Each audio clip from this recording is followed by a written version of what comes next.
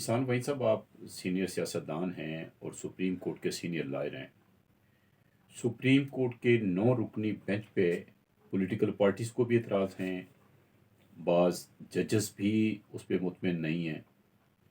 ऐसी सूरत में अगर अदलिया फ़ैसला देती है, बेंच को तब्दील नहीं करती, तो अदलिया की साख मज़ीद मुतासर नहीं होगी, अदारे को नुकसान नहीं पहुँचेगा। मियाँ साहब, इस वक्त मसला बेंच का ये है कि चीफ जस्टिस को जो जज सूट करता है कि वो उसी को बेंच में रखते हैं कि जो उनके मुताबिक फैसला दे। उमर अता बंदयाल साहब ने फैसला दिया जिसमें इन्होंने मियाँ हमजा को चीफ मिनिस्ट्री से फैसले के ज़रिए निकाला और चौधरी परवेज इलाही को चीफ मिनिस्टर बनाया। वो गलत फैसला था, आइन के खिलाफ था। उसके खिलाफ रिवीजन हुई भी है, अपील कह लें, रिवीजन है वो अभी तक फिक्स नहीं हुई। 9 रुकनी बेंच में अतर मिनुल्लाह ने कहा कि भाई ये अवामी मफाद का मामला है, इसमें तो ये फुल बेंच होना चाहिए, फुल कोर्ट बेंच। ये सारे जजेस बैठें और फिर फैसला करें। एक जजेस साहब हैं, 9 जजेस में जमाल मंदोखेल साहब जस्टिस, उन्होंने कहा कि ये तो ज़रूरत ही नहीं थी आज खुद नोटिस की, ये गलत हमने किया है। जस्टिस मंसूर अली वो भी इस 9 रुकनी बेंच के साथ खुश नहीं है। एक जाया फरीदी हैं, वो भी इतने खुश नहीं हैं। 2 जजेस के मुतल्लक सियासी पार्टियां, नून लीग, पीपल्स पार्टी और दीगर पार्टियां, वो ये कहती हैं कि इनको इस बेंच में नहीं होना चाहिए क्योंकि इनके खिलाफ इल्ज़ामात हैं। लेकिन चीफ जस्टिस उनको फारग नहीं करते, बावजूद जजेस even with in the supreme court वो नहीं है उनके साथ। वो भी कह रहे हैं कि इनको बेंच में से फारग करो, लेकिन ये फारग नहीं कर रहा। आपका सवाल ये कि जी क्या ये जुडिशरी को नुकसान तो नहीं पहुंचेगा?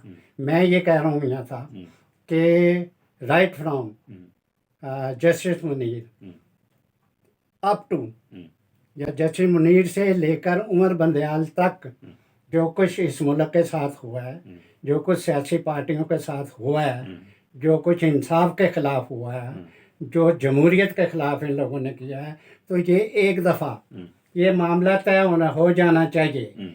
क्या ये जुडिशरी ये अवाम के लिए बनी है या ये अपने लिए बनी है? तो इसलिए मैं ये समझता हूँ कि अब हमें घबराने की ज़रूरत नहीं है। एक दफ़ा अगर ये कन्फ्रंटेशन होती है सियासी पार्टियों की इस अदलिया के साथ जो इंसाफ नहीं करती और सियासी पॉलिटिकल लीडरों के साथ जिनके साथ इन्होंने ज़्यादती की हुई है, तो ये कन्फ्रंटेशन फिर हो जानी चाहिए ताकि ये फैसला एक दफ़ा हो जाए कि इस मुल्क में आया अवाम ने हुकूमत करनी है कि या किसी चीफ जस्टिस ने यहाँ डिक्टेटरशिप करते हुए इस मुल्क पर हुकूमत करनी है। ये अब फैसला हो जाना चाहिए। आपका ये ख्याल है कि जुडिशरी को नुकसान पहुँच जाएगा? मैं ये कहता हूँ कि नुकसान नहीं पहुँचेगा, बल्कि जुडिशरी बेहतर हो जाएगी। वहीं साहब, ऐसे जज जिनके मुतल्लक ये तासर आम हो जाए कि वो जानबदार हैं, वो इंसाफ नहीं करते, उनके ऊपर खुल के कहा जाने लगे कि फ़लाँ जज बेंच के अंदर नहीं बैठना चाहिए, उस जज का कोर्ट में रहने का कोई जवाब बाकी रह जाता है? मियाँ साहब, माजी में बावजूद के मार्शल लॉ को सपोर्ट किया, यही रवायात थी कि अगर किसी जज को कोई क्लाइंट बरमला उठ के ये कह देता है कि भाई इसने ये किया है, जज ने, ये नहीं कि कोई कहानी नाजायज़ इल्ज़ाम नहीं, इसने ये किया है, सबको पता होता है, तो उस जज को अखलाकन उस वक़्त उस बेंच से उड़ जाना चाहिए।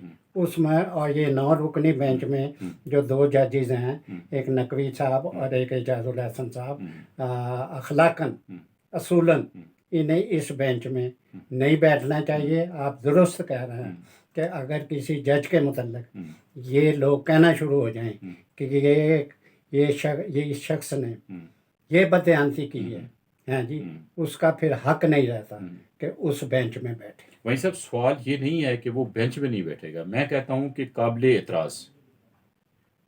एतराज जज का कोर्ट में रहने का कोई जवाब है? बेंच तो बात की बात नहीं, है। बिल्कुल ठीक आप कह रहे हैं कि उसका ना सिर्फ बेंच में बल्कि कोर्ट में रहने का भी कोई जवाब नहीं। कोई करप्ट हो और उस पर इल्ज़ामात हों हैं जी कि ये गलत फैसले करता है, दानिस्ता, हम्म, सेवन नहीं, हम्म, दानिस्ता गलत फैसले करता है और एक पार्टी के हक में करता है, दूसरी के खिलाफ करता है, तो उसको उस अदलिया में रहने का हक हासिल नहीं है।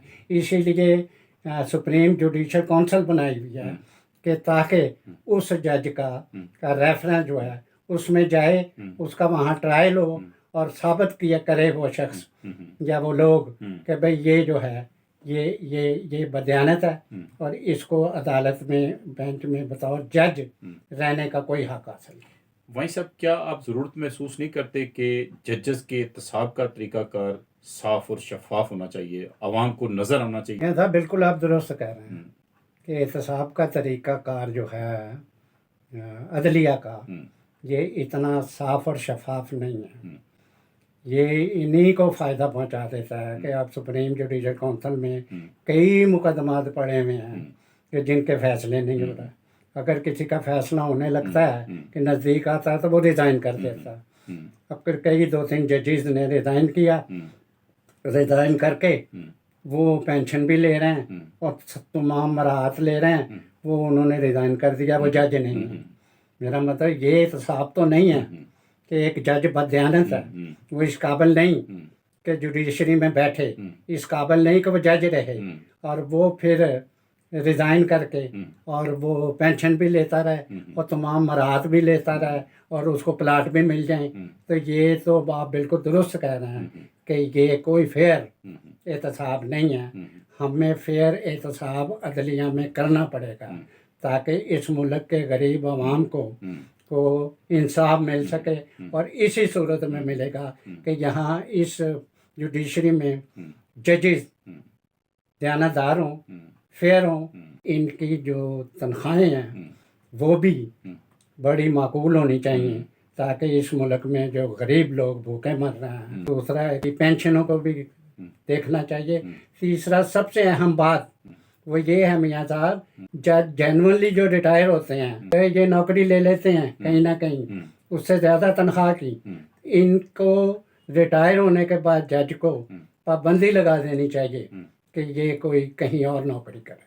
जिस तरह से आपने भी कहा कि सुप्रीम जुडिशल काउंसिल में इस वक्त काफ़ी जजेस के खिलाफ केस पड़े हैं, तो सुप्रीम कोर्ट ने उन केसेस को नज़रअंदाज किया हुआ है, उन केसेस को टेकअप नहीं कर रही, तो क्या ये खुद एक नाइंसाफ़ी नहीं है? ये मियाँ साहब बहुत बड़ी नाइंसाफ़ी है कि वहाँ उस सुप्रीम जुडिशल काउंसिल में इसलिए केसेस भेजे जाते हैं कि ताकि इंसाफ हो। तो वहाँ पर वो पड़े हुए हैं, कई केसेस पड़े हुए हैं, इसलिए ये लोग देखते हैं एहतसाब किस जज का करना है, किसका नहीं करना। जिनको ये देखते हैं जिनका नहीं करना है जी, उनके केसेस पड़े रहते हैं और पड़े हुए हैं। तो इसलिए वहाँ भी जैसे इनके फैसलों में फेवरेटिज्म चलती है, ऐसे ही वहाँ पर उनके जो एहतसाब दायरा, जो एहतसाब का तरीक़ाकार है, उसमें भी फेवरेटिज्म चलती है। उसी के मुतल्लक फ़ैसला होता है जिसको ये निकालना चाहते हैं और ये बहुत उसी को निकालते हैं कि जो जज अभी तक वो महसूस होता है कि ये जज ऑनेस्ट था, लेकिन ये जो कुछ जुडिशरी में हो रहा है उसके खिलाफ बोलता था, तो इसलिए उसको निकालते हैं। तो क्या ये समझा जाए कि इन जजेस से, इस कोर्ट से पाकिस्तान के अवाम इंसाफ की तवक्को नहीं कर सकते? इन जजेस को जो मराद दी जा रही हैं, तनख्वाहें दी जा रही हैं, ये सरासर अवाम के साथ जुल्म है। ये बहुत बड़ा जुल्म है मियाँ साहब। इनको अवाम तो हम तो आज कह रहे हैं, अवाम बहुत पहले फैसला कर चुके हैं कि ये जजेस हमें इंसाफ नहीं दे सकते। जिन आप हैरान हो गए जिन अदालतों में रिश्वत चलती हो हम्म। यहाँ साहब, हम्म। ये आम हर बंदे से, जो यहाँ के अवाम 22 करोड़ अवाम है, हम्म। किसी से रास्ता चलते हुए पूछ लें, हम्म। वो कहेंगे नहीं जी अब ये रिश्वत लेते हैं। हम्म। जिस जुडिशरी में नीचे अदालत से लेके हम्म। मैजिस्ट्रेट से, सिविल जज से लेके हम्म। अपवर्ड हम्म। है जी, हम्म। वहाँ रिश्वत चलती हो हम्म। और रिश्वत के ज़रिए फैसले होते हों, हम्म। तो वहाँ पर ये कैसे इंसाफ मिल सकता है। हम्म। इसलिए इस मुल्क में हम्म। इस गरीब लोगों को क्या, आवाम को, सिवाय उन मुक़्तदर लोगों के कोई इंसाफ नहीं मिल सकता। हमें मुकम्मल तौर पे जुडिशल सिस्टम को तब्दील करना पड़ेगा।